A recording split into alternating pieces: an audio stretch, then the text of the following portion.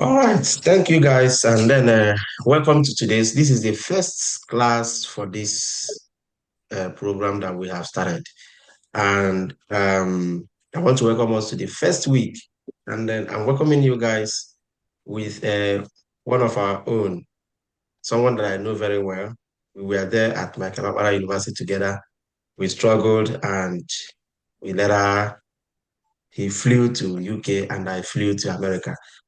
So he's my very good friend, very nice. We are all in the same college together, and we struggled.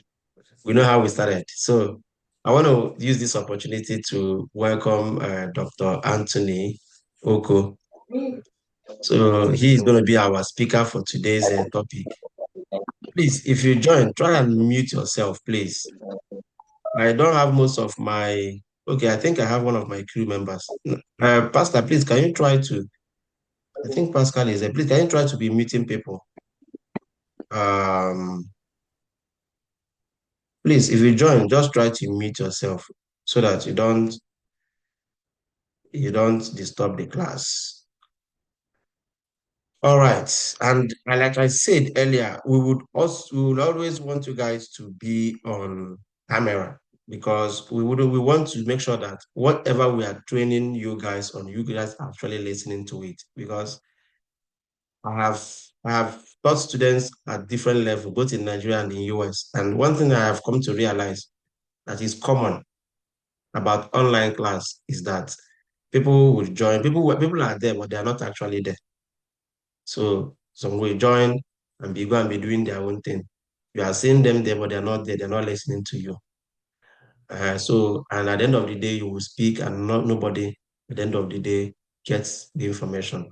So that's why we said it is advisable for you to be on camera so that we are looking at your faces and we take attendance and we know that you actually, even if you step out, we know that you stepped out. It's better than for us to be believing that you are here with us, but you are not actually here with us in the real sense. All right. Having said that, I want to welcome us to this week with the topic of today, who is with the speaker of today, who is Dr. Anthony, who holds a doctorate in accounting and finance from Nottingham Trent University, UK, and is currently pursuing a second PhD in law and politics. He previously lectured at Taraba State University in Nigeria, where he developed the model and module for statistical research in educational studies. Dr. Oko is a member of multiple professional institutes in accounting, finance, criminal law, and criminal investigation. He's also a founder of Co-Edu Consults, Trinidad Limited, and Goodnells Limited, certified by the TRCN as a teacher and licensed as an educational consultant by the UK British Council. He serves as boards of several charities and NGOs, including Innovative Africa and the Healthy and Smart Children Foundation. He currently lectures on fundamentals of finance, conducts multidisciplinary research, and leads a World Bank-funded project on the impact of local production on petroleum imports. He also co-chairs the Market Expansion Research Project at Coronation Asset Management Limited and models research methodologies for organizational purposes. Ladies and gentlemen, join me to welcome Dr. Anthony Oko, who is our speaker for today's session. Dr. Oko, you have the floor now. All right. Thank you very much, Mr. Stanley. I am privileged to speak again. I think the last time we had a one-to-one chat that Yeah. lasted, if you remember, was we've been talking, but a one-to-one face-to-face was in 2016 when Yes.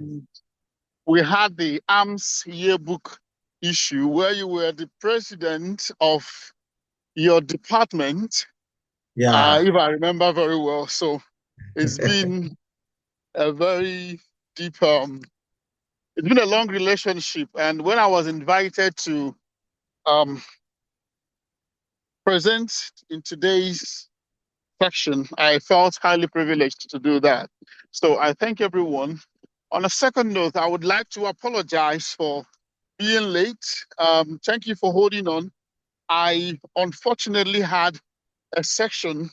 It was an emergency invite from all global talent recipients in the United Kingdom for me to present and to stand in for my own brother. So I couldn't say no. And because the proximity was close, I was thinking I could do the 10 o'clock section, only to be informed I was going to do 11:30. So invariably, I'm still in the hall. I just excused myself. So within the Wow. next 15 minutes, I should have my laptop with me so I could share my slides. But that's not going to stop me from commencing the section. So it's something that is there because research is not what you do. It's not theoretical. Research is practical. So I can always stand. So even if I'm going to on my camera, I just stepped out of the hall and my computer is there. So someone is trying to switch off and then unplug my computer. And once I have it with me, I will share my slide outrightly. So first thing first, thank you for that and for this privilege. This is 12:15. I'll try as much as possible to make my lecture very short. And then so there will be a lot of section for us to um, interact. Question first, who is a researcher? What is research? We're going to focus on that core. Research, as the name sounds, research, to look for, to look out into, to search for something. That's just what research is. But then the problem lies in how do you do it? Who does it? And what are the types of researches we have? What does research intend to achieve over time? And why do one have to do a research? So, just in my simple definition, as I say, research is trying to find.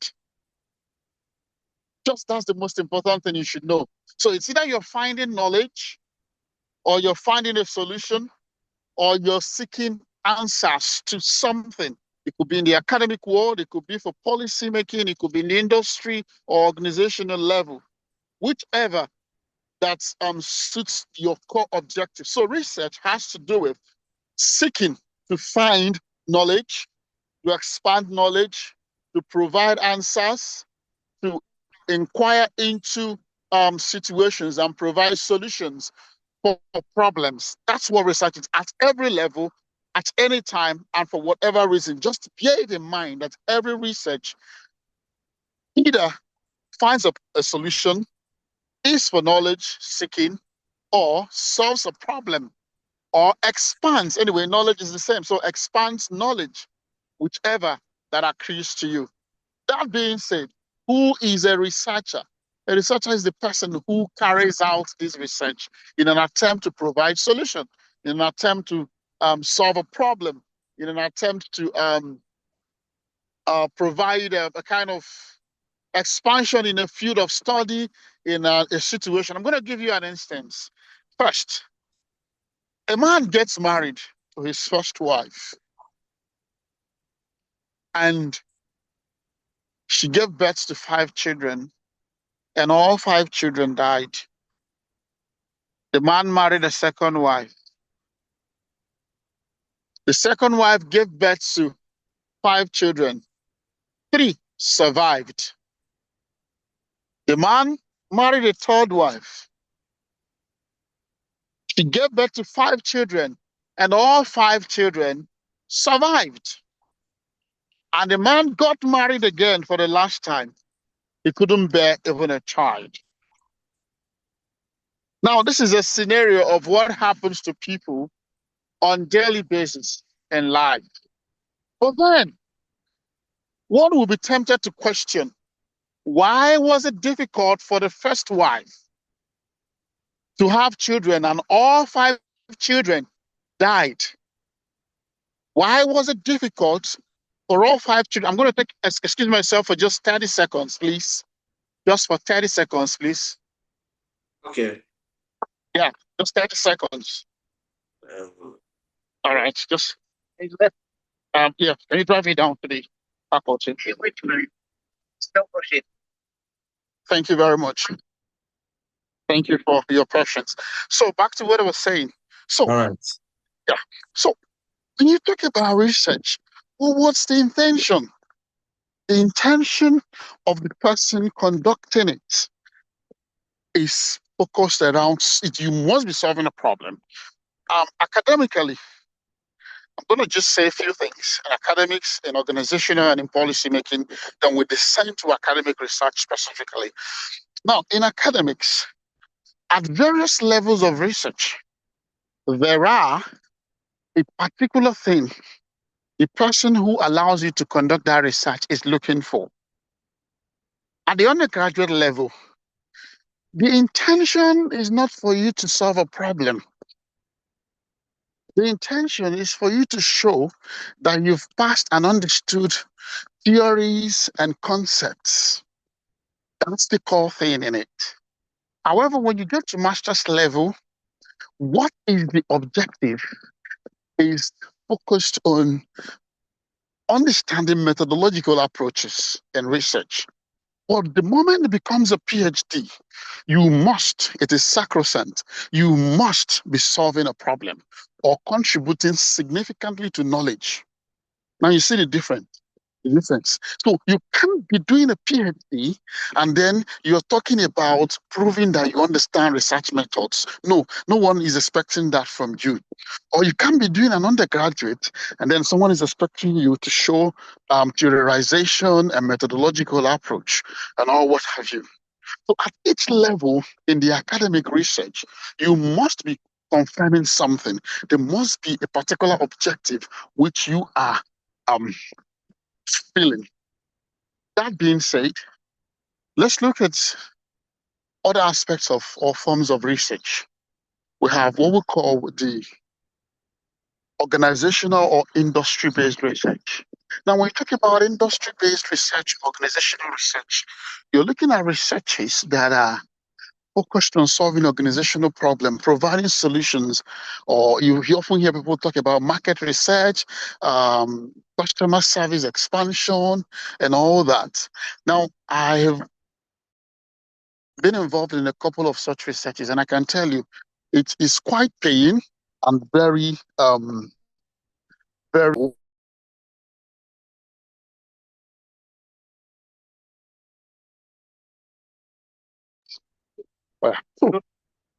So when you're doing a research at PhD level, you are solving a problem. So, but at the organizational level or industrial level, when you're dealing with research at organizational level, you're solving an organizational problem or industrial problem. It will be market research, it will be trying to find a solution to a pandemic or what have you, like medical provisions and all that, or to even innovate something. And then the last but not the least, at the policy making level. So I think you're at having the some policy network making level, issues. policy Hello? making level in research, you are I think you're having some network issues. Your voice is cracking. The voice is not okay. Yeah, providing um, framework. he's having some network challenges. Hello, Doc, can you If you're hear trying me? to provide a framework that Hello? Can you hear me? um, hello, Your Someone network is is speaking at the background. we've not been hearing And you for some time. No, no, is it still no, we're cracking? not. Yes, Yeah, it's Okay. yes. still bad. So Is it we've not better been now? I think it's better Yes, now. I can hear you very well. I can hear you. It's still not. I can hear you very well. Oh shit.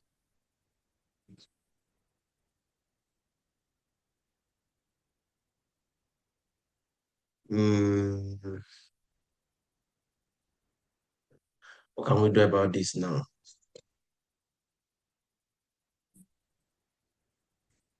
It's Let me check. Wait.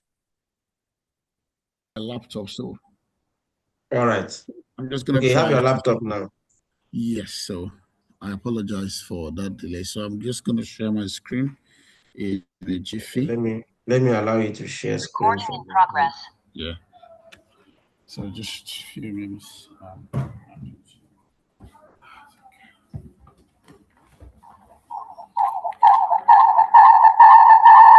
I think maybe your phone and your laptop is So so at the level of organization, you're solving a problem at organizational level where you're providing solution to real world problems. You're providing a solution to real world problems. You're making recommendations for organizations and you're finding solution. It could be in the health sector, it could be in the banking sector, it could be in the agricultural sector, like the your COVID your pandemic. screen is not showing. No. You said you wanted to share your It's screen. not okay. Yes, okay. Let me see. Why is it not showing? Oh, sorry, I was presenting in Teams, not in Zoom. I apologize for that. I Okay. was presenting in Teams, yeah, sorry. So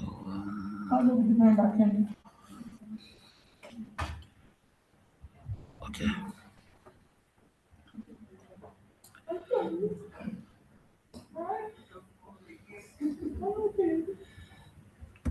We're at So why the research at organizational level? Um, you're trying to solve organizational problems, industrial problems. At academic, I've mentioned that you're trying to assess knowledge and build theories, contribute to existing knowledge, and at policy level, you are trying to help in providing regulatory frameworks, legal backings, and all what have you. Now, why this may seem a bit abstract is because in some countries of the world, government do not look for the services of researchers. And that's where the problem comes in. So, what is important, as I said, is that if you understand research as it should, you will be able to operate at every level, at every industry, across sectors, and across um, industries. That being said, I was going to talk about who the researcher is and how each researcher carries out his research and performs his responsibilities. Some researchers are deductive, others are inductive. So I would like someone to ask me this as a question during the question and answer. So I will explain the deductive researcher and the inductive researcher. Now, what are the types of researches we have? What are the types of researches we have? In academic research, most of the researches are focused on providing what we call basic research solutions or applicable, or what we call application research. While the others are focused on what we call quantitative or qualitative. That's by if you decide to classify research by method, by usage, or by purpose. Now, if it is by purpose, there are so many there are so many forms or means that are the purposes that could make one conduct a research, which I had acronymed as you can see from my screen. So the BA basic research, and the A, you have the applicable research. In terms of the methods, you have what we call the quantitative and the qualitative research, which is what most of you are very conversant with. Why the one you see the purpose, you see the DCED, we have the explanatory, the descriptive, the explanatory, and the most important one, the diagnostics research, where you're trying to find out why is this happening, what is this that is happening, and all that. But then let's proceed to the core 10. What could be researched? This is where we're going to answer the question of what from curiosity to a researchable topic. What could be researched? I gave you an instance at the beginning where I told a story about a man who married the first wife, the 5 children died. He married the second wife, 3 survived. He married the third wife, 5 of them lived. And he married the third wife, he couldn't leave. Now, one will be tempted to ask, why did this happen to this man? You're curious. Why did this happen? If you find out why it happened, some other person would want to find out what is the relationship between this man's marriage and why his children are dying. You see, these are curious questions, these are curious expressions. I'll give you an instance again. Not an instance again, from the instance I already gave. The first wife, the 5 children died.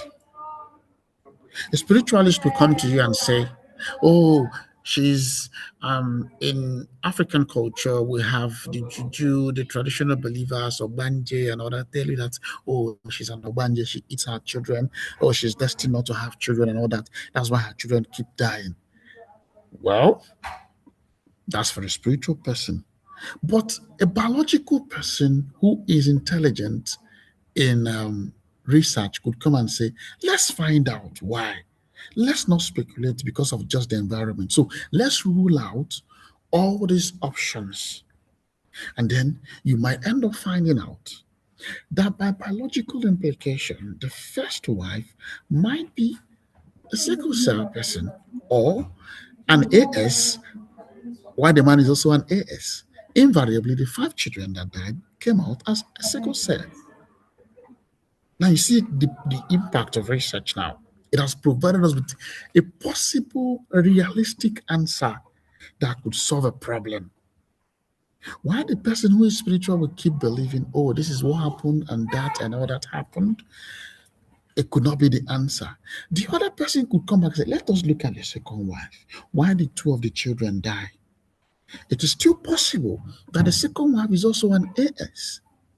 And if that second person is also an AS, it simply means one of the children or those who survived might have been AS, and then those who died were sickle cell, those who had sickle cell anemia. Now it starts ruling out that it is possible for an AS to marry AS and have children that will survive. While it is also possible that you can have children and all of them will die. You see where research comes in. Research continues to give you possible answers. Remember, he married another wife who gave birth to 5 children, and all five children survived. It could be that that person he married is an AA, and he's an AS. What does that tell you? It means that if an AS person gets married to an AA, they are not going to have a sickle cell person. The chances are there that all the children could be AA or AS, and all of them will survive. And the last but not the least, this is where critical thinking comes in, where curiosity leads to solution and problem solving. Why was he unable to give birth when he married the fifth wife? Well, age could have set in, or he could have married someone who is at the menopause stage. Now, this is how researchers think. You have to think, we don't think outside the box, we think without the box. You rule out all possible things. It then means that anything could be researched. So, what could be researched? The answer is simple. Anything could be researched. Anything. could be researched. That being said, let us proceed into understanding the elements of a research and its drafts. I've given you illustrate instances. I've told you how researchers think. You think without the box. You don't have to think with the box on your head. You don't even just have to think outside the box. Think without the box. And then start ruling out all possible things. And just like I said also, anything, anything could be researched. Before we proceed in what are the elements of a research draft, look at your environment where you find yourself. There must be something that could become a researchable topic academically, organizationally, or for policy usage and policy making. Before I started, my laptop was missing, or let me say, was not with me. By the time I started, I gave an excuse. Now, someone could ask, could decide to research into it. What could be the possible consequences of or causes of the so-called African time? Yeah, we could draft a question like that. The African time mentality causes and implications. Now you start trying to find out. By the time you sample many Africans in different places who have had to give excuses to why they are late to events or appointments, you might find certain things repeating itself. Those things become reasons.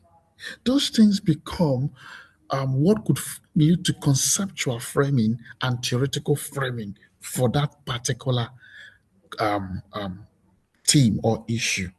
So someone could wake up one day and say the concept of African time or African practice in bad time management is risen from what?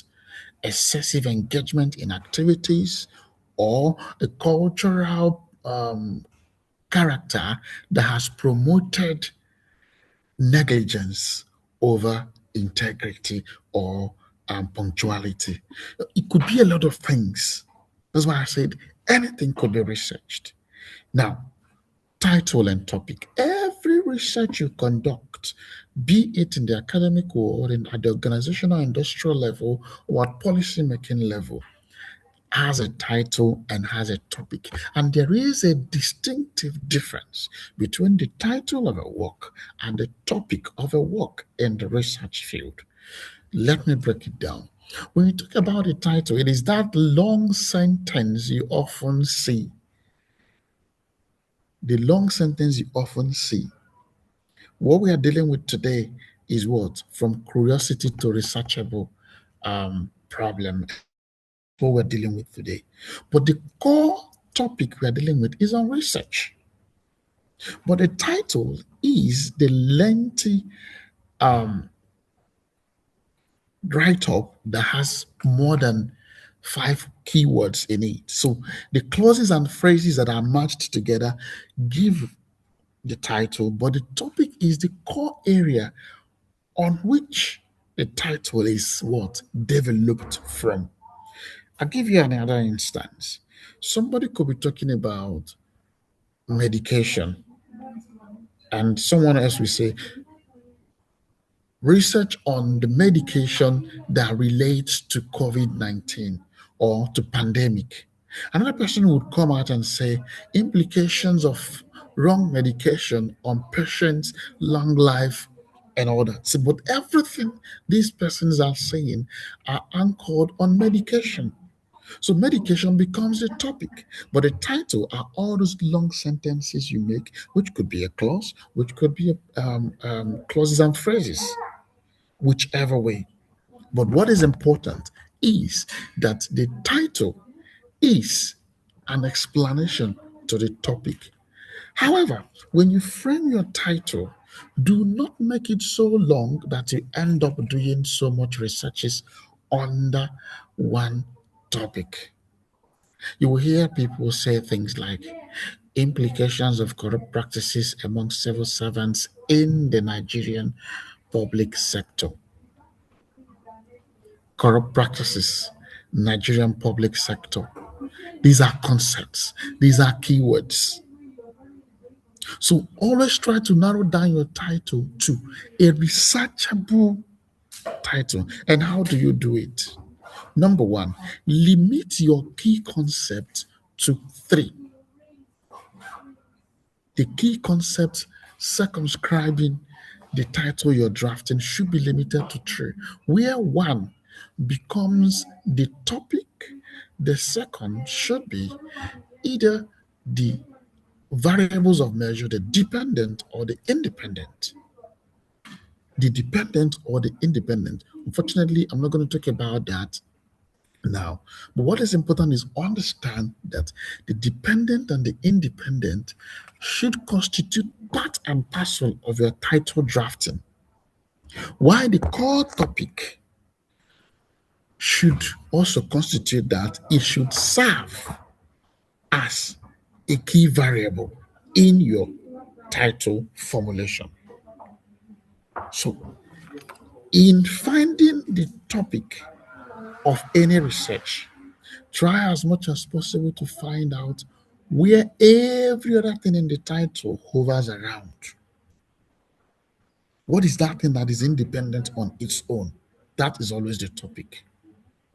If I am trying to find out increase in unemployment rate among youths in Nigeria in the Fourth Republic, I can deduce two topics from this: unemployment, Nigerian youths. But then, any reasonable researcher will know that this work is anchored around unemployment and then narrowed down towards Nigerian youths and then narrowed down again towards the Fourth Republic, because we've got First and Second and Third Republic, because we have more than just youths in the Nigerian system. But when you say unemployment, it is a word that can stand on its own. So when that word that can stand on its own to make sense is found in a title, it is the topic. I'll give you another illustration. Let's assume we are trying to understand corrupt practices among civil servants in Nigerian public sector pre and post President Muhammadu Buhari's administration. Corrupt practices. That is the key word. That is the topic. Now, when you narrow it down, you now start hearing what? Public and private establishments. But we are looking at what? Public institutions, public establishments. So we are narrowing it down again. And then instead of saying in Nigeria, if you say in Nigeria, it means from the time Nigeria started in 1914, which is going to be difficult to study. And that's why we said pre and post President Muhammadu Buhari's administration. Now, as a good researcher, the moment you've mentioned pre and post President Muhammadu Buhari, to make it balanced, you're going to Muhammad Buhari or Tinubu's administration, whichever has stayed in office for 4 years or for 6 years or for 8 years. So the post is 8 years. Invariably make what? The pre 8 years as well. So 8 years back, 8 years forward. That's the best way to draft your title and topic. I'm sure that was very clear. If it is in the science sector or in the science field, you might be looking at things like adoption of fungi in production or manufacturing of retroviral drugs for use among African descent or descendants or African immigrants in America, in Canada, in the UK. The core interest there is fungi, and then how it is used in what? In medication, and how it is used in providing medication. Now you will find out that it is exhaustive. You cannot, it's inexhaustive. You cannot complete this research. So there must be a gap or there must be a limitation. Those limitations are what will now trigger the next researcher. Therefore, when you try to find a research title from a topic or a topic from or you're trying to find a topic, go to what other persons have done in that field and find out what they did not do right or the limitations they had in that work. And then it will give you an insight into drafting your own title and topic.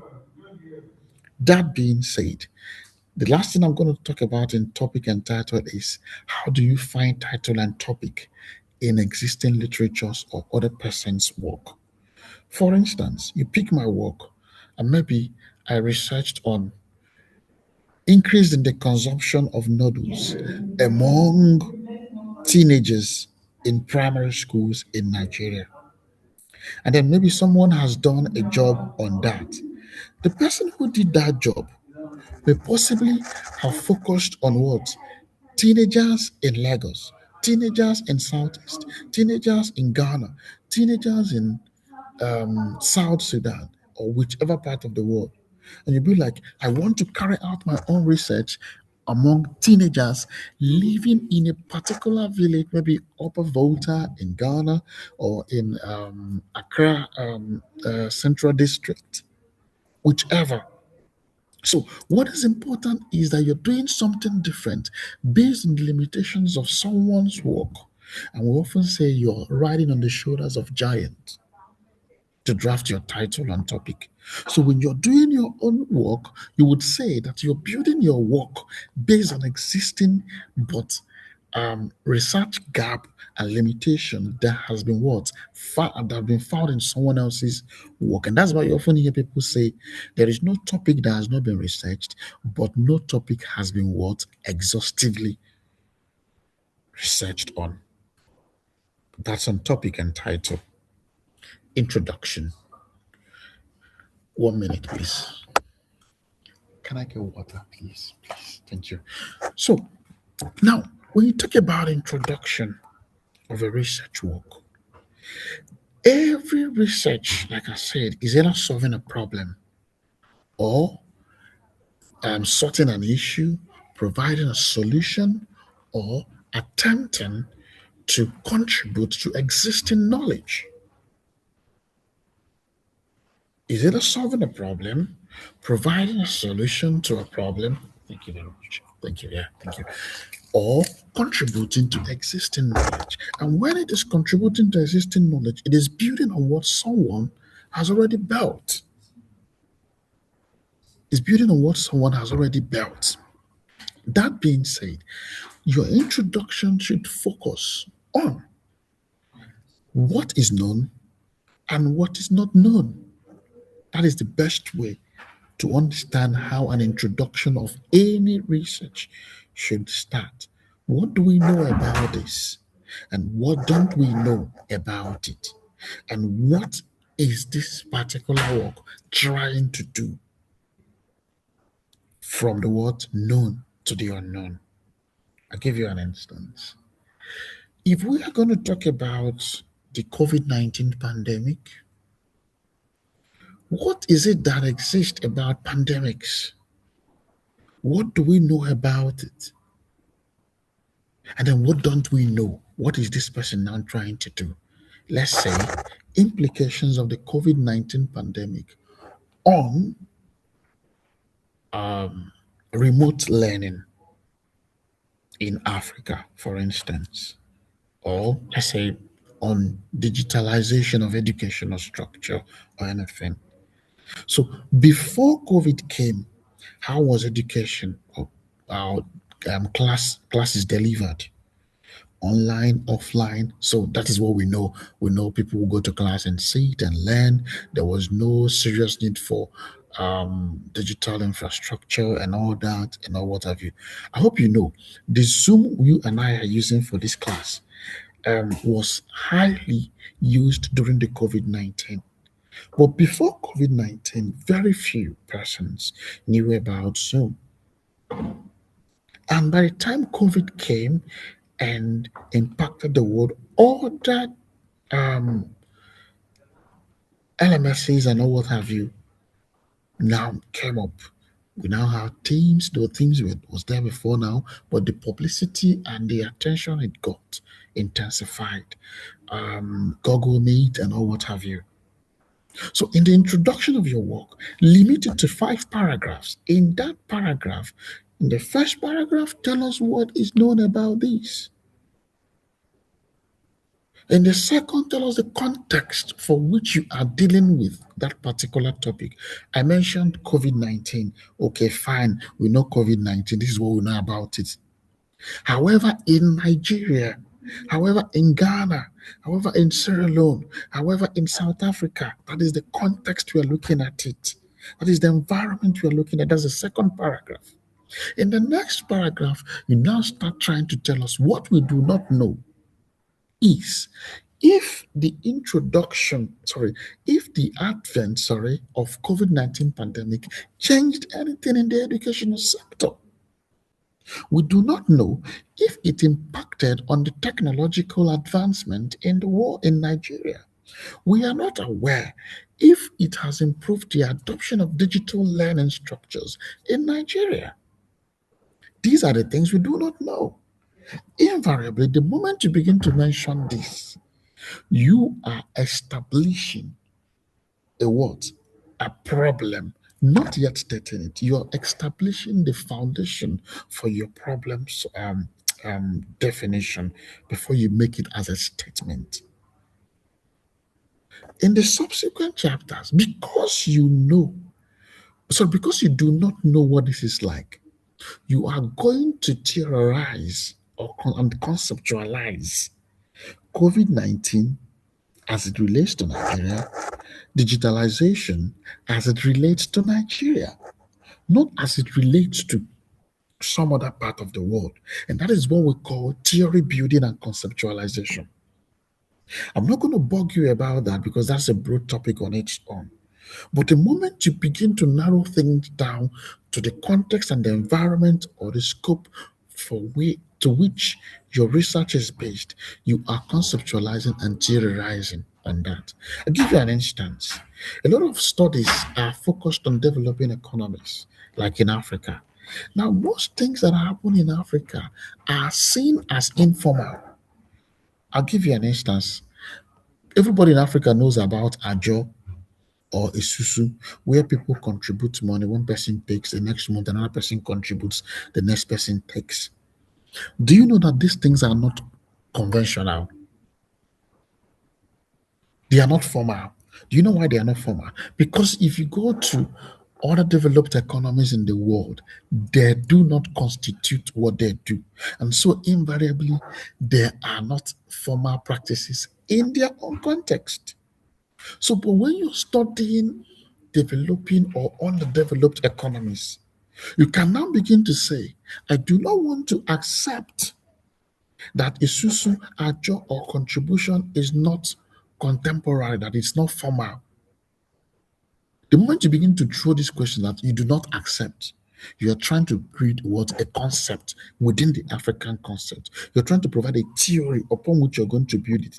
Now you begin to hear things like institutional theory or Afrocentric theories. Such theories are saying that things changes, things are different among institutions around the world. Do you know that Ajo, Isusu, or what have you that people do could be classified as capital structure? Capital structure. It is a capital structure in Africa. You've heard of the Igbo apprenticeship system and practice, which is very common. Do you know that the Igbo apprenticeship system is now getting a certain level of acceptance globally that it's getting to be what formalized in the nearest future? If it gets formalized, we will now have what an Africanized internship in business management. And you know what that means? When we have an Africanized internship in business management, you now start hearing of Emma Boy, you now start hearing of other forms of things. And with that, we will now introduce a kind of what? Theory. So the moment you're doing this, that is in your fourth paragraph. Remember, we are still in introduction. You are trying to provide a theory upon which your work is going to be based on. And then the last paragraph in your introduction should be able to establish that this work is not the end of this research, but it's going to apply this methodology to arrive at answering the problem. Now, problem statement. How do you state your problem? If you are writing to publish in a journal paper, a greater percentage of journal papers will always introduce each problem statement with certain keywords. And those keywords will trip the mind of the reader or other researchers into thinking and understanding that what they are about to read is actually the core problem statement. I will give that in the note I'm going to give you. I'm going to give you different keywords that does the introduction. If you're discussing with somebody, for instance, and then the person say, but, the moment the person says but, know that he's going to say something what contrary to what he or she has said. Or whenever you hear, however, moreover. So he's trying to say something to say, although we know this, however, we do not know this. However, we are trying to do this. So always pay attention to those keywords. They are important, as simple and as easy as they look. They are used in introducing problems in a long essay. They are used in introducing, yeah, and in arousing the mind of your reader to know that here lies the problem we are trying to investigate. So the problem statement explains in simple terms what this particular work tends to do, what solve, not the objective now. What we don't know is the problem. What we don't know is how far COVID-19 affected digitalization in Nigeria.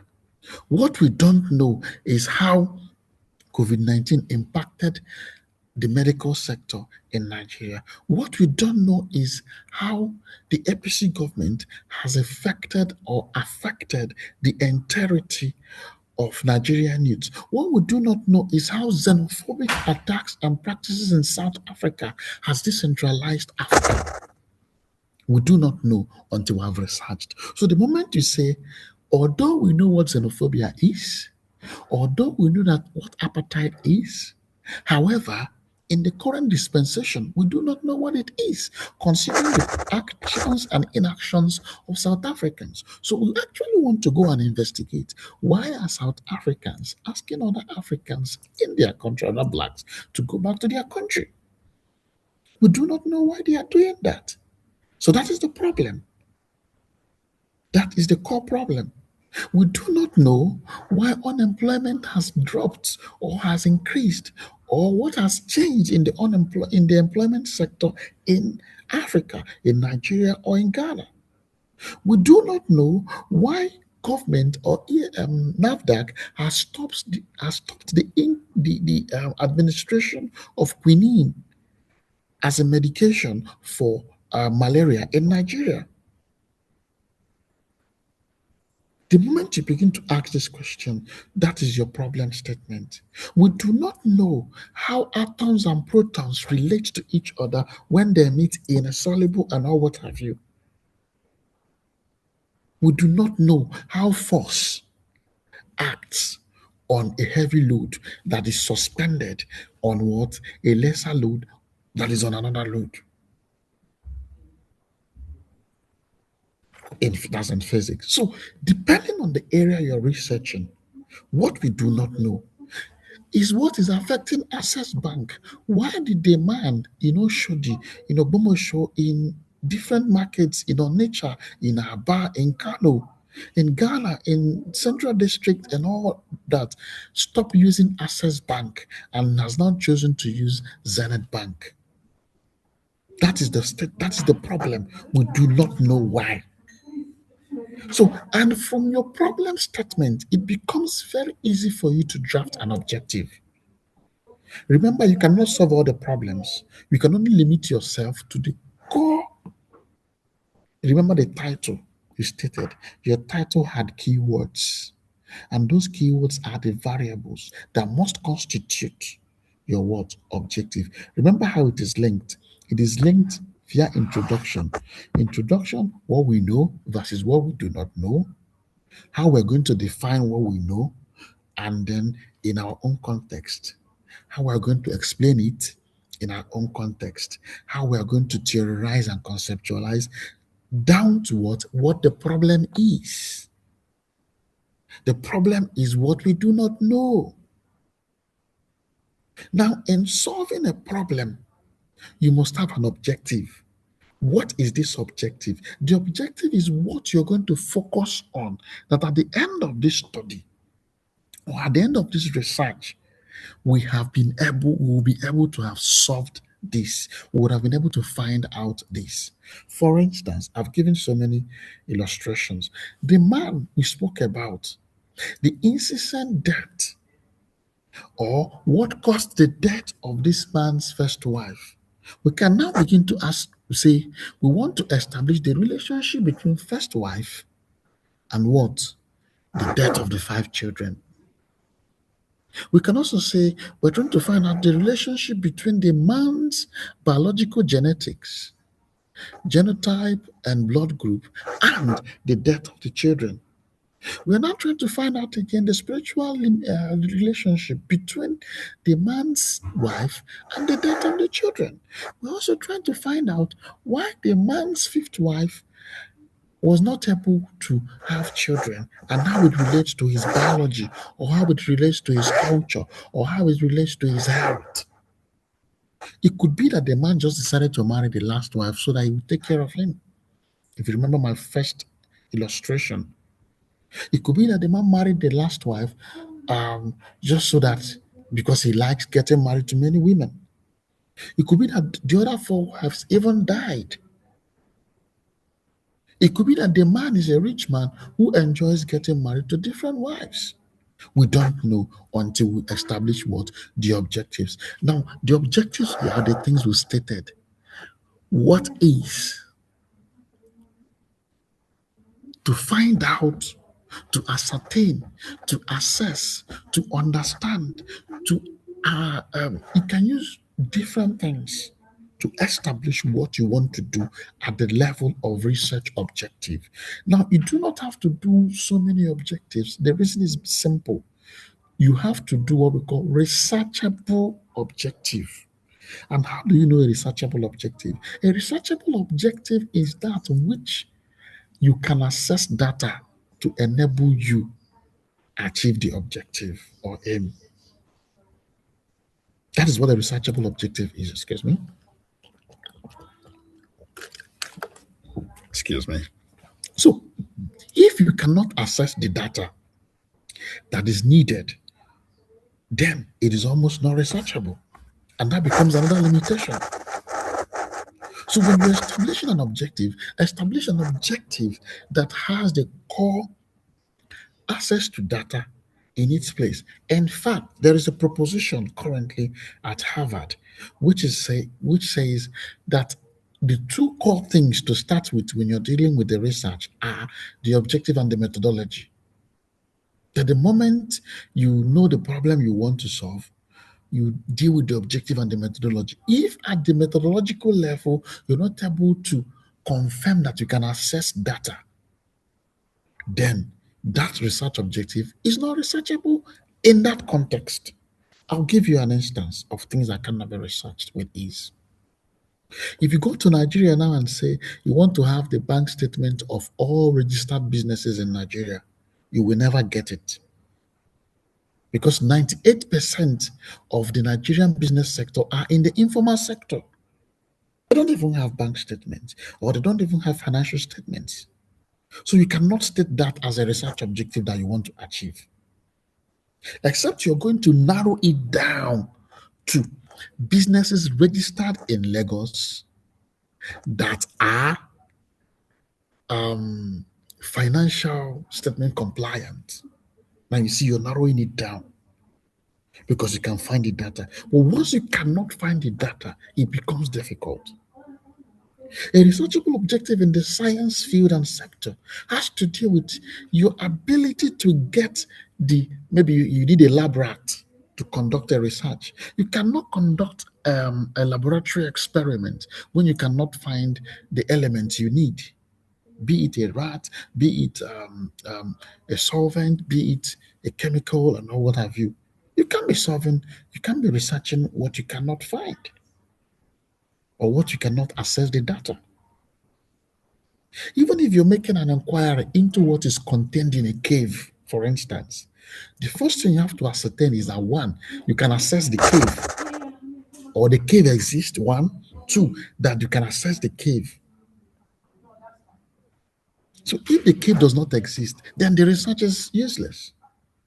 Even if you're trying to check how a steam engine works in Nigeria, how many trains in Nigeria uses steam engine? So you cannot research on steam engine in Nigeria.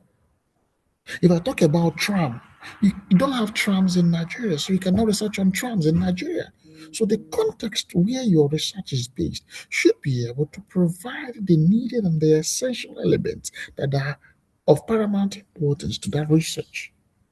So your objective should be narrowed down and scoped around certain things that are achievable.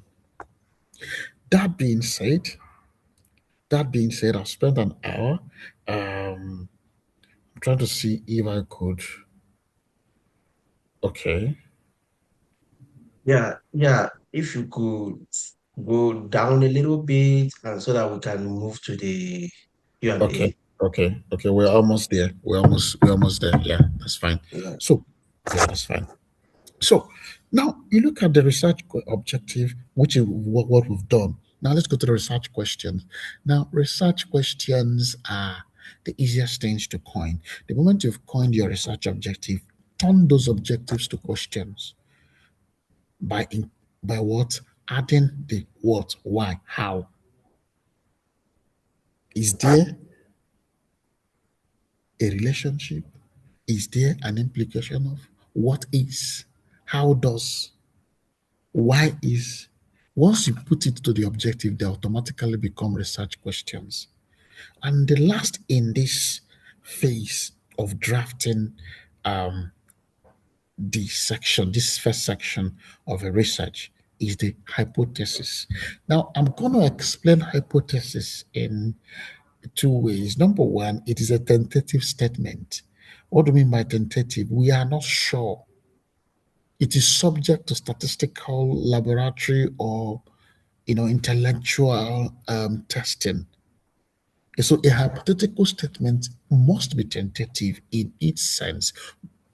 It must be tentative in that it must be interrogated so that at the end of your work, you will be able to say, oh, we accept or we reject. And this could be written in two ways, either in the form of no. When we say no, we mean no. That is no, zero relationship.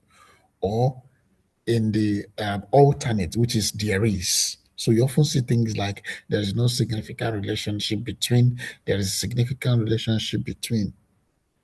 Ideally, ideally, in the concept of a prior expectation, researchers are advised to state their hypothesis in the no. That is, that there is no. Let us assume it does not exist. Because the moment you start assuming there is, then why are you doing the research? So it is often advised to state it in the null hypothesis, which is there is no relationship, or variable A and variable B do not correlate, or variable A and variable B are not related. Remember what the hypothesis does in two ways. Is either it is showing how two things are related, or how one affects, that's how one affects the other, or how two things move in the same direction. Is that they are moving in a direction opposite or the same direction, or one is impacting the other. That is what a hypothesis does. Next, uh, shall we attempt a draft? I was going to drop a link for us to draft, but because we do not have time, I've been able to give different illustrations. So I'm going to allow you to ask me questions in your head before the main questions, like in a topic. Give us a topic, and then we'll try to draft an introduction using this. Just give us a topic. I want someone to give us a topic, and then we're able to draft a title from it, an introduction, a problem statement, an objective, and a research question. We can do this in less than 5 minutes. So if you give us a topic, I'm looking at the chat box. So if you give us a topic in the chat box, we can proceed from there. Good afternoon.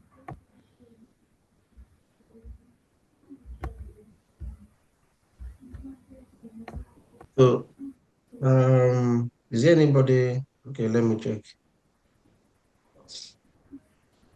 Okay, there's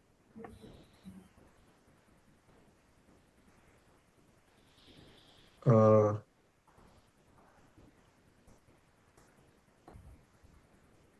Omotosho said he has one. Okay. Omotosho, do you want to type it or you want to say it out? Barriers to the inclusion of children with disability in early child education in Nigeria. Implications for disability inclusive education. So um we're going to adopt just one of these. Okay, so I'm going to adopt this that is here, and I will use it to explain to us. It says barriers to the inclusion of children with disability in early child education in Nigeria. Implications for disability inclusive educational practices. Now, there is a very lengthy. Now, this is what I used to criticize. Fortunate enough, I lectured in Taraba State University, and I did a lot of work in trying to formulate curriculum for the Faculty of Education. So, and these are the kind of questions we receive. Now, I'm going to criticize this first before we proceed. This is two titles in one. Two titles in one. The first title there is Barriers to the Inclusion of Children with Disability in Early Child Education in Nigeria. It is researchable. It is purely researchable on its own. It is one complete research. The moment you now say implications for disability inclusive educational practice, that's another topic because I can draft for me to say implications of what? Implications of what? Inclusion of children with disability in early child education. So always try to cut down your title. Like I said, three key concepts. You could just say barriers to inclusion of children with disability in early child. You've already mentioned barriers to inclusion. That's one. That's the first clause. The second, keep children with disability. Third one, early child education. You're done. When you now get into your work, you start explaining to us what do we know about children with disability in Nigeria? What don't we know about them? What do we know about early education, childhood education in Nigeria? What don't we know? But the core thing is what? The barriers. What are the barriers? Are they the same all round? You will now see that the second line you have put there after the colon will constitute part of the objective and not part of your title. Because the moment you find these barriers, you now begin to ask yourself, are the barriers the same across children in the same school? Are the barriers the same among children in urban and suburban area? Because Nigeria is characterized by urban, suburban, and rural areas. Early child education. Now, disability, is it physical or mental disability? Because we have in children with disability, we have the cognitive and the affective domain, and we have the demographic disabilities that are physical, and we have the mental one, like you hear of dyslexia and all that. These are mental and psychological. You hear of OCDs.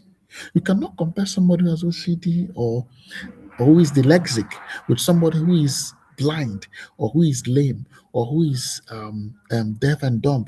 These are two separate types of disabilities. So you should be able to what define your variable in the concept and in the context where you're dealing with it. Then, if you decide to deal with it from the angle of implications for disabled barriers and implications of inclusion of children, barriers and implication. Why are we not able to include them? Why, if we include them, what are the challenges we have in including them? How does it affect early child education in Nigeria? You're already establishing the problem. What we know is that there are children with disability.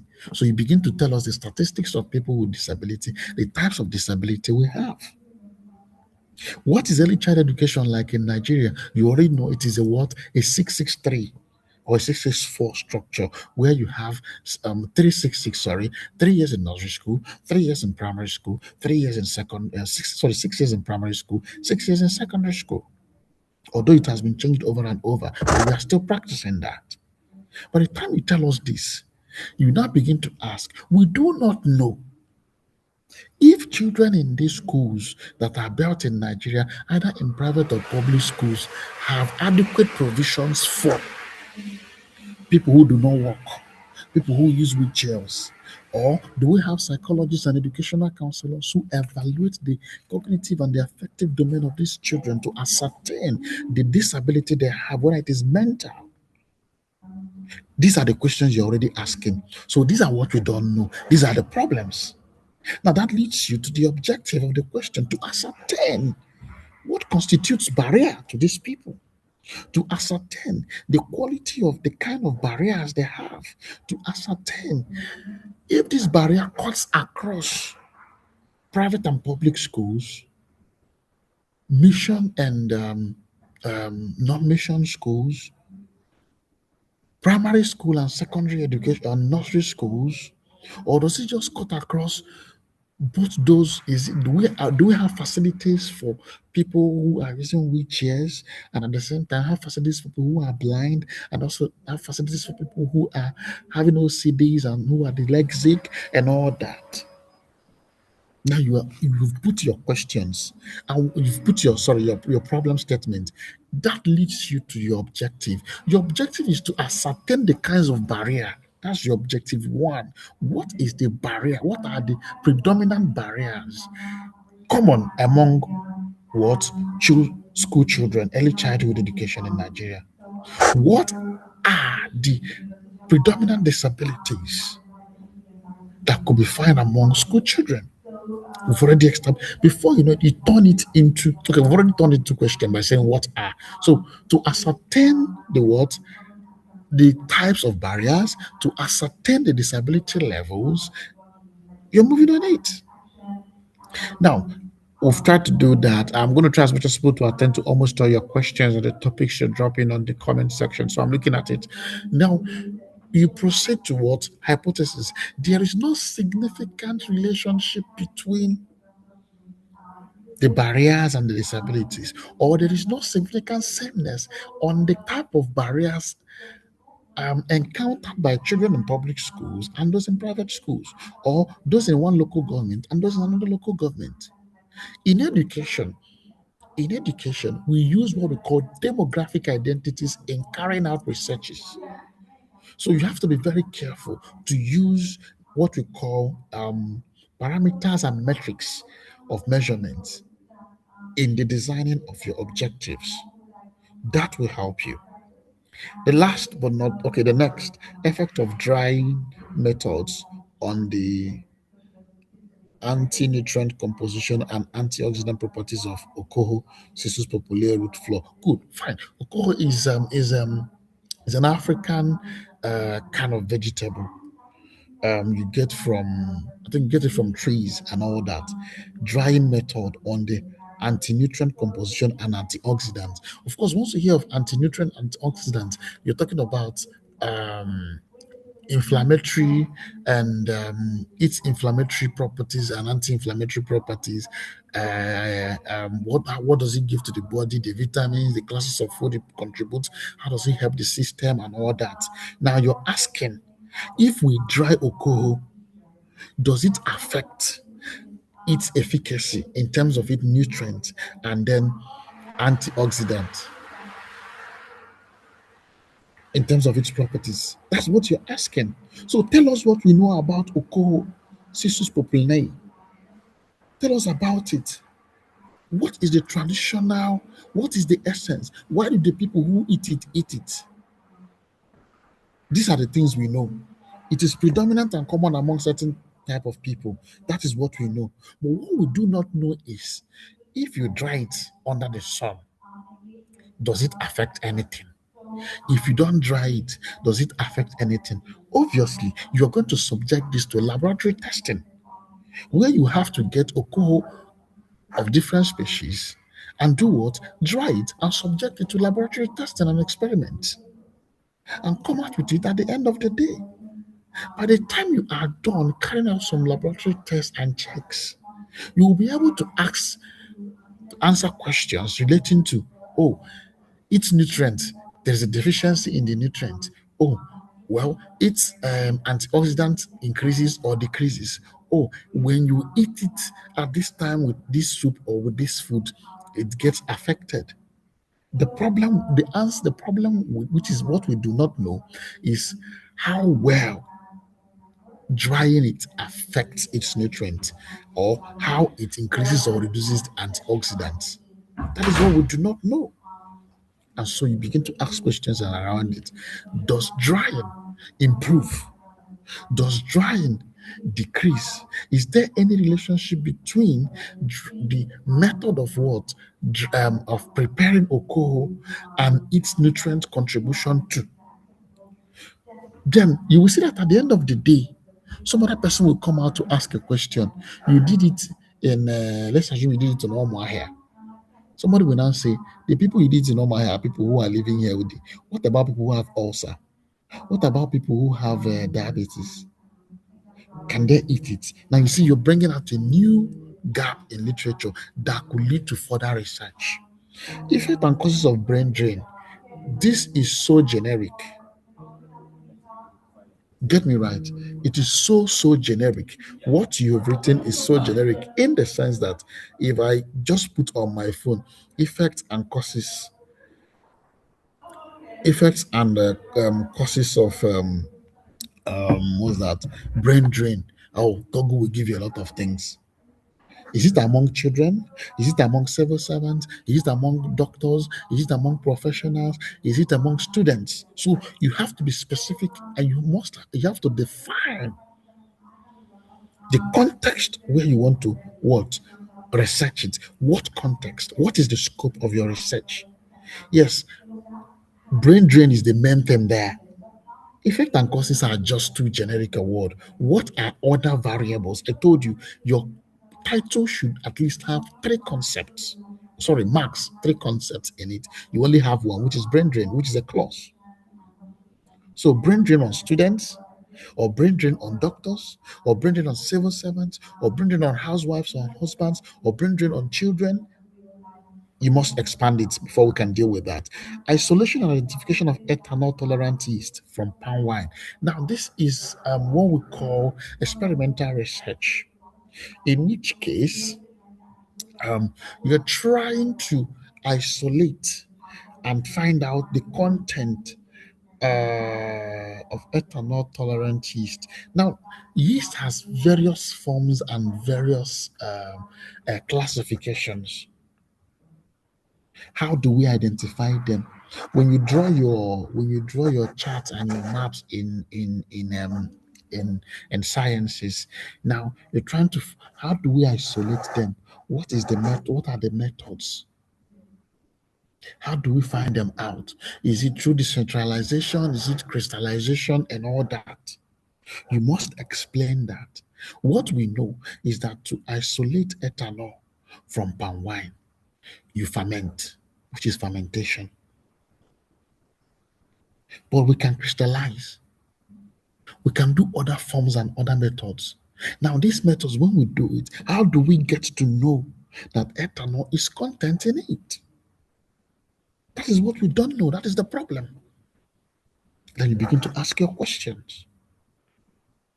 I think I have been able to attend to the few questions in the chat box. So can we now ask questions in relation to what I've taught before we close for the day? Yeah, thank you so much. Thank you, Doc. Is there any question from anybody?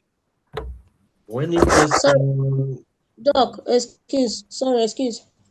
Mhm. You said that we should remind you to explain what inductive and deductive researchers mean. Oh, great. Good. Now, the word inductive, what does it mean to you? That's the first question you have to answer.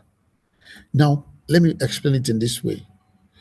Some researchers, I think my face should be showing now. I think I removed my camera. Where is my? Yeah, I think he's showing, but he's showing how.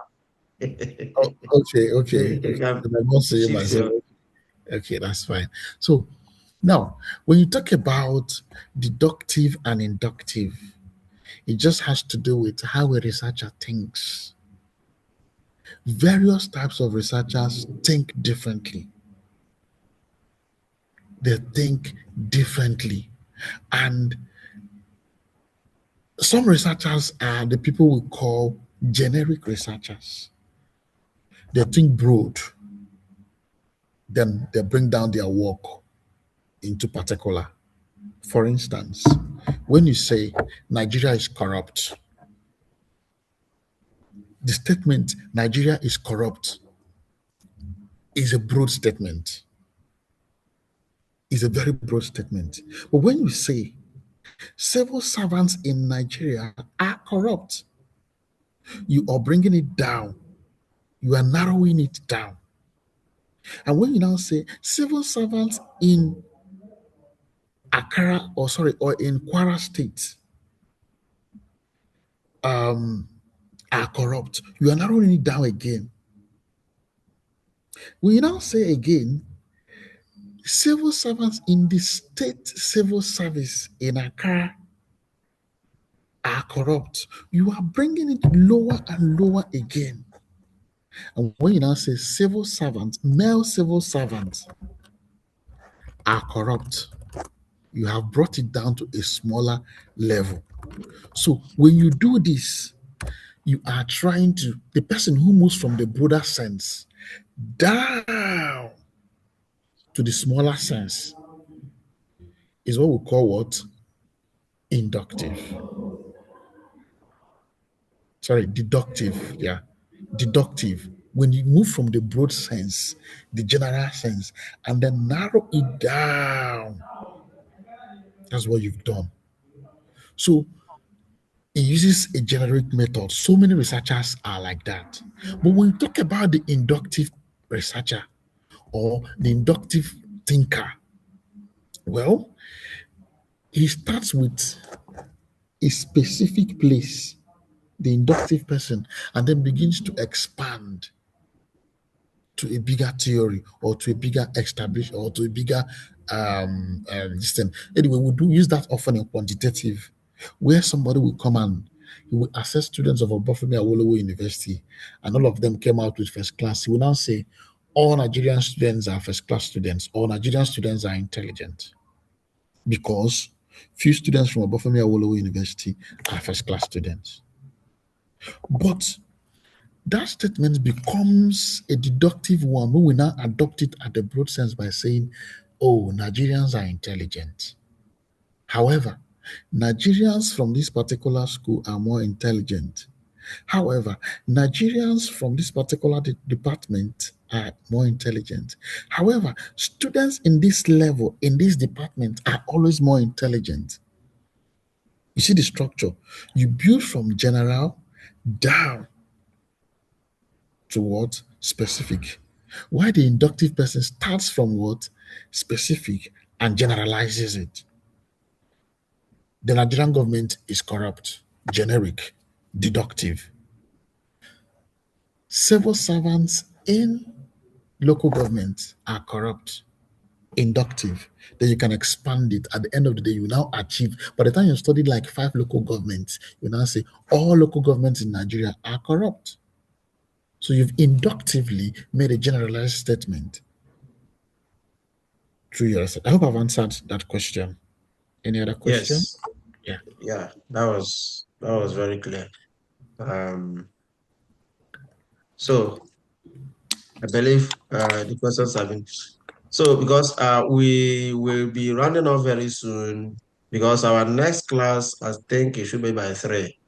Okay. And then we normally give like an hour break and then we come back. So um I believe if there is any what you can do now, Doc, is to Yes. probably give them something that will keep them busy within the next, like in this area, like just Yeah. give them So, something like an assignment because we yeah, I'm want gonna do every that. at the end So of I have every an assignment class, for them. Yes. there should be an assignment.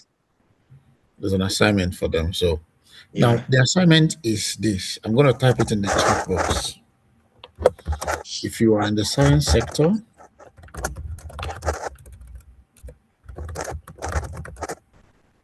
science department, or science inclined student, identify a major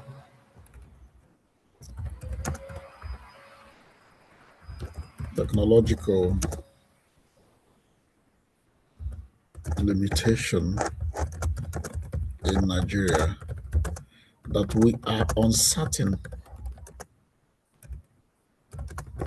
about why.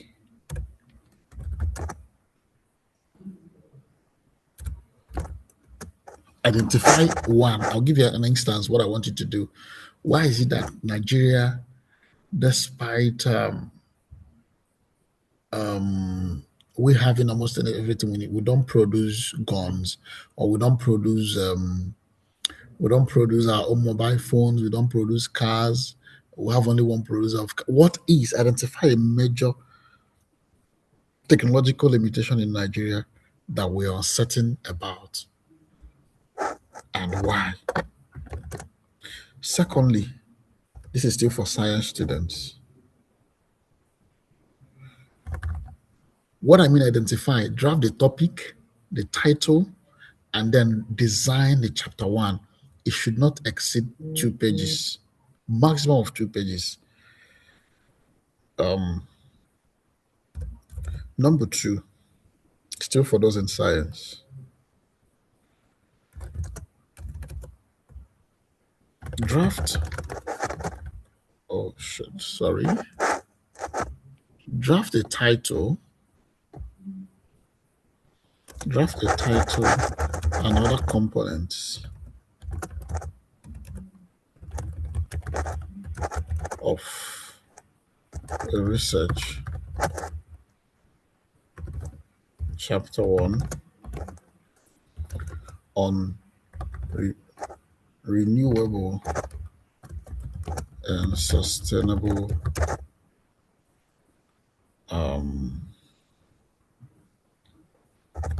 practices. I'll give you an instance of what we want in this one. How can we use waste products to design sandals? Or where can we find, how can we recycle certain waste products? I'm giving you things that will make you think. So don't think I'm going to give you what you just go and Google online and then download and come and submit. No, no, no. Think.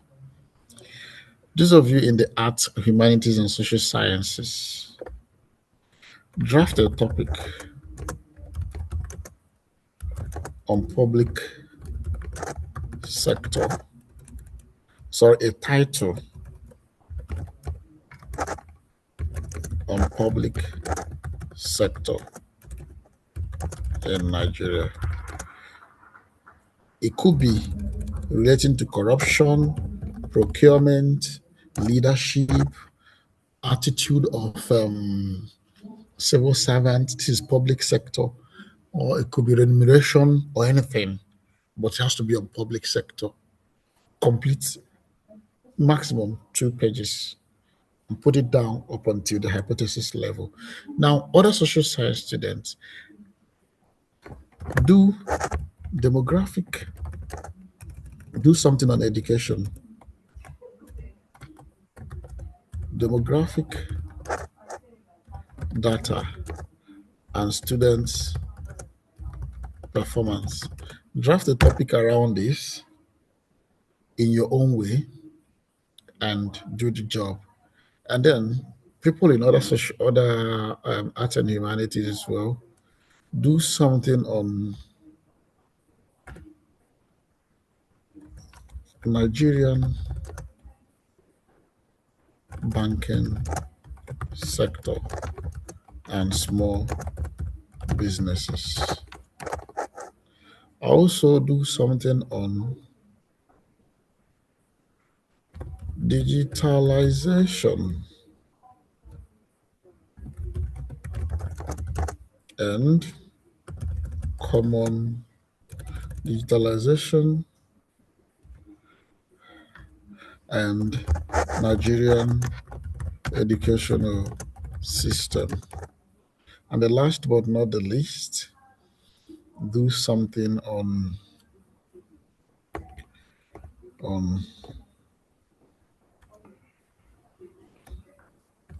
criminal, sorry, I was typing off the record, crime and adolescents.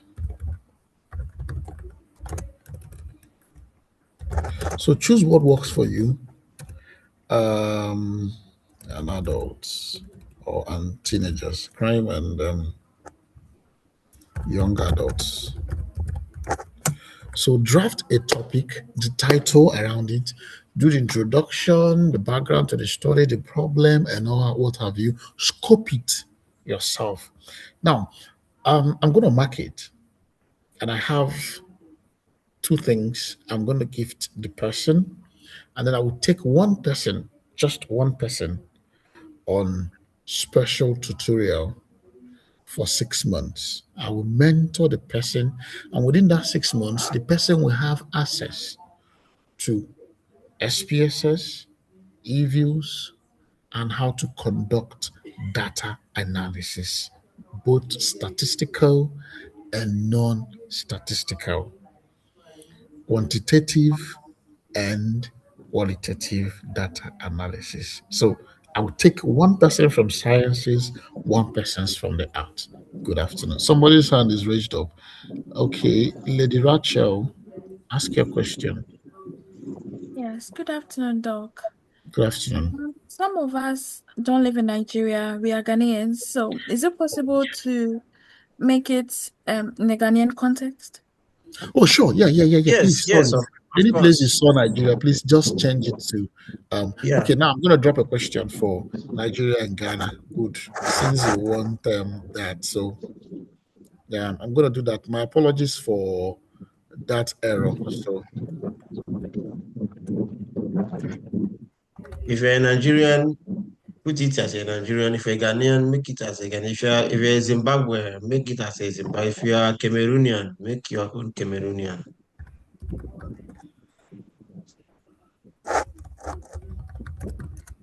I'm gonna give you an outright topic.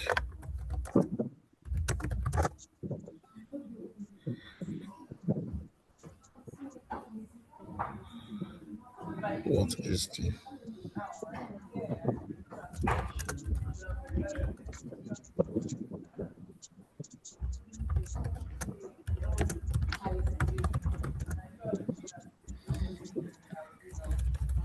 So this is something somebody is doing this as a research work in my school currently. Ghanaian and Nigerian rice preference. What is the difference? So I want the person from Ghana to do this Ghana and Nigerian rice, jollof rice. Also, what is the difference? What makes the difference? Then also do a job on leadership in Africa,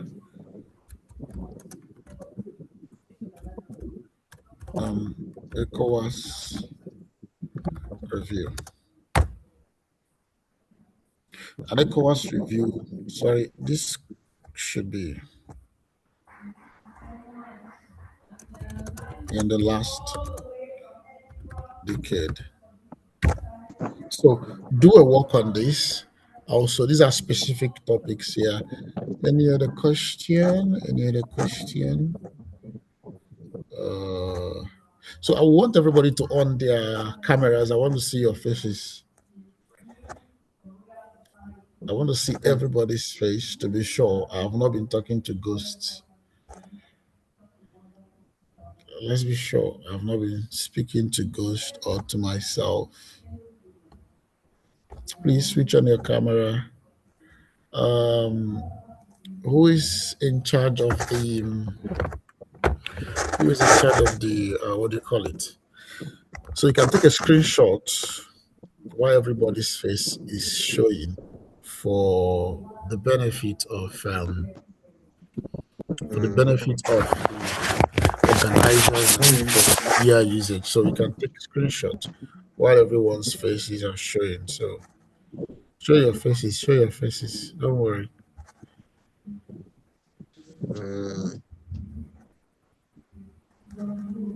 Okay.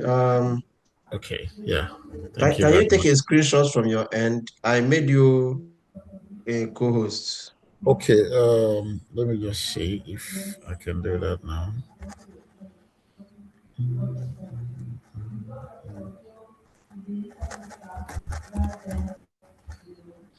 This is why So we have always wanted.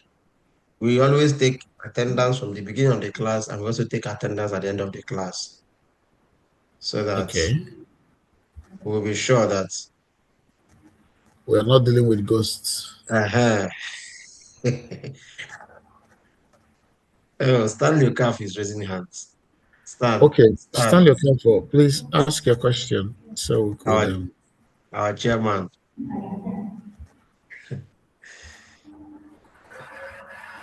our chairman of the selection committee. Stan, your hand is up, Stan, your hand is up, so you can ask your question. Yeah. and you're muted. You are mute. So You unmute will mute yourself. yourself. Oh, Yes, we can hear you now. yeah, greetings everyone. Just want to jump in quickly. I've just been in and out because of my tight schedule today. First and foremost, I want to appreciate Dr. A.C. Oko. He's a very good friend of ours, and I believe that he did justice to his delivery, and I'm very much sure that all our participants had one or two things that they learned today. And I want to equally thank everyone who participated. I could see that we have how many persons in attendance? Let me have a look.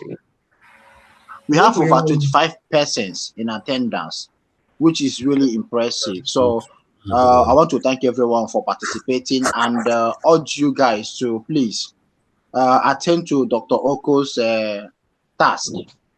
As he said, he's somebody who is driven by passion, and he has this ideology of bringing people from where they are to where they never anticipated to be.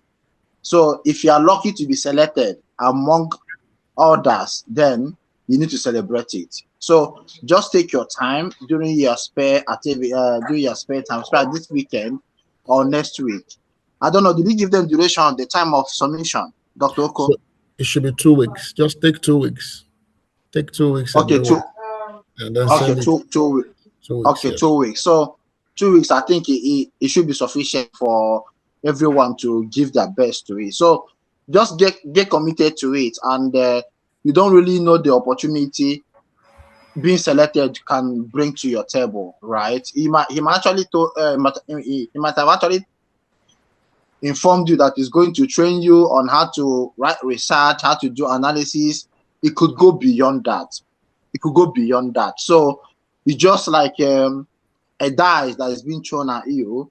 Make good use of it. And at any point in time, if you get confused, feel free to reach out to the founder, reach out to me. We can always redirect you to Dr. Oko for any further explanation. And the training was equally recorded. So if you need a copy of the recording, please feel free to reach out to the founder, and a copy of it will be made available to you. So Dr. Oko, I sincerely appreciate you for being present and for taking up this task, and give you an excellent teaching. This is not lecturing. You did teaching, and we appreciate that. Thank you so much for your time. I just say let me just come in to appreciate you, appreciate the founder, and appreciate all the participants. Thank you guys for all your hands together. Yeah, Yeah. Cassier's hand is up. Cassier's hand is up. Yeah, even Omoto Shaw was also raising hand. Okay, let's see. Okay, Cassie, Cassie. go ahead with your question. Okay, so you didn't tell us how we are going to submit the assignment, any link or how? Okay, so I am going to drop a link with your founder, and then the founder will share the link with you, so you upload to it, so I could access it on my own. So I'm just going to drop a link, then you just fill your details, fill the topic and other things that are needed in the link, then upload what you've done. Now, upload your work without your name. Do you understand? Don't write your name on the work. It is in the form. So it's going to be more of an independent assessment. So we don't get biased when we're assessing you. So in the document, would it be PDF or document you're going to upload, don't put your name. But in the form, in the link that you receive, you will see your name on the link. You will see where to put your name on the link and submit it. So when I'm reaching out, I'll reach out with the topic.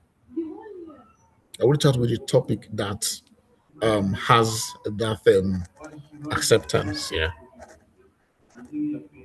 All right. So what we're going to do is this. In conclusion, we will within the week, once the link comes out, we will send you guys the link via your emails. Your email. We have your email addresses. For this training, we have about 53 people.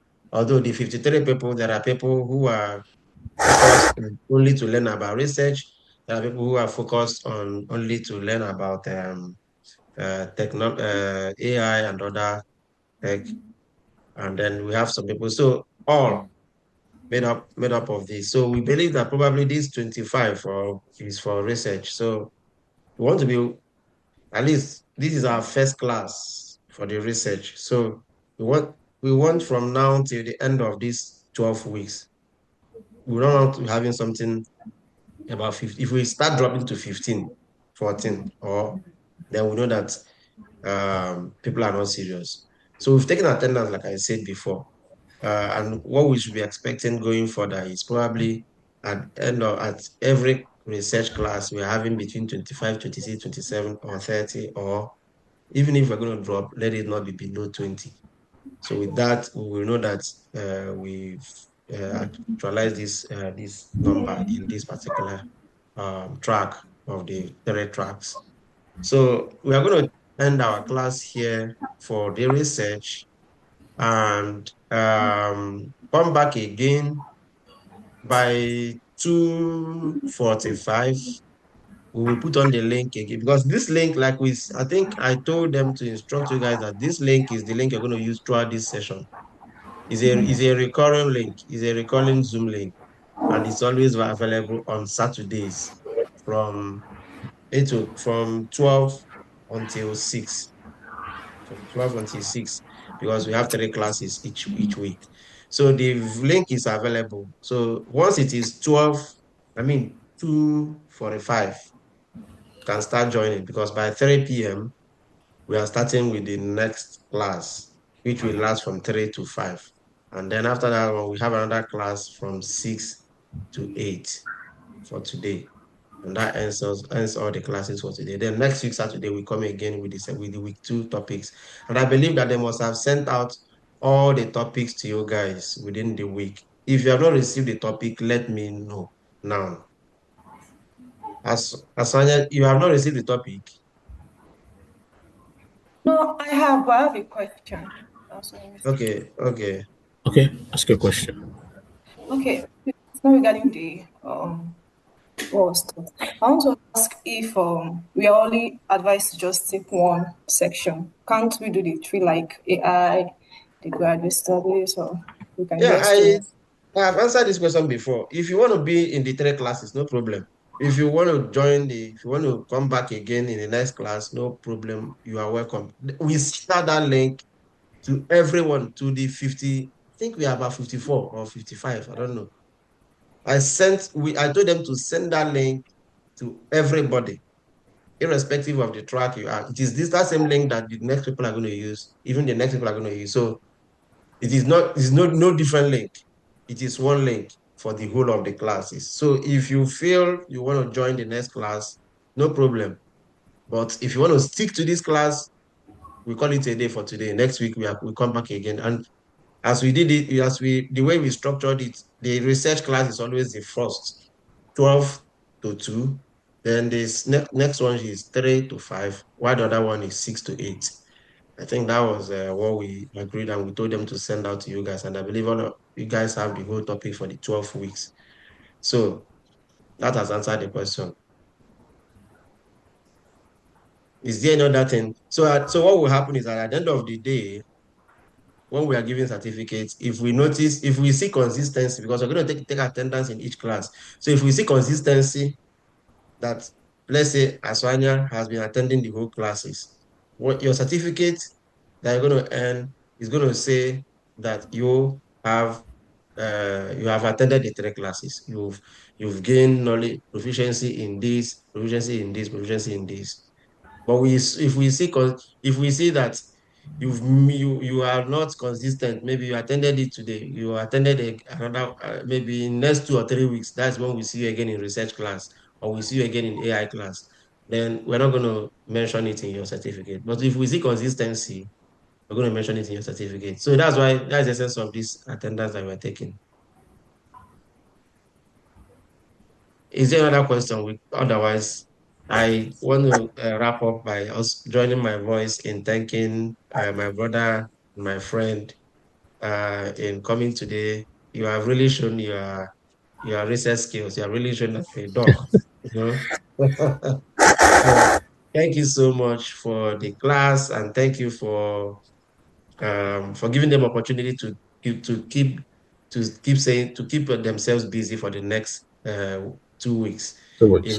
in the assignment to give to them. This is what we want. Every class there will be an assignment that they will give them for the next 1 to 2 weeks that they will be doing. I'm not sure. I think we are already running out of time. I want to end this. Is there anything? And don't use AI. If Sorry, you use I AI, just let want it just do something it. to clear. Okay, go ahead. Go on. Mr. Stanley, please. The 3 classes, is it compulsory? It's not Because I'm compulsory. not getting it seems. I don't know if you get the point. It's not compulsory. You I'm can actually choose. interested in the 6 to 8 classes, but if I want to know if it's compulsory, I attend the research class too. Yeah, it's not compulsory. Like I said, if like the 6 to 8, if you see the same link, you can use to join. And it's not compulsory. It's only compulsory for those who have registered for that class. But once you did not, if you want to attend, we will know. And if we see consistency, we will keep you in that, we will mention it in your certificate. But some of you can just maybe join just to look at it and go home. Well, those ones we won't take it serious. But if you're joining, you're actually being part of it, then we will mention it. Dan, Yeah, sorry, I forgot to mention something. I don't know. Someday I will explain how me, Stan, and Dr. Oko, how we met ourselves, right? Someday to be a story to be shared, probably towards the end of the whole 12 fixed program, right? But to hint on it, right? It is I will encourage you guys to network among yourselves. It is very important. The essence of this 12 weeks program is not only for you to learn, at the same time for you to be able to network among yourselves. So if you see a DM from your cohort, don't take it like offensive unless the person is coming to ask a different thing.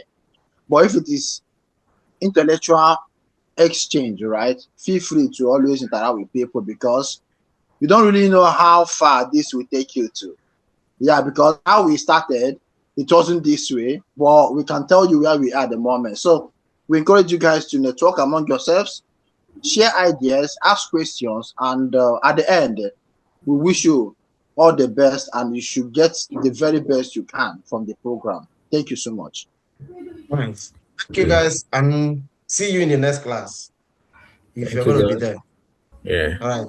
Bye. Bye.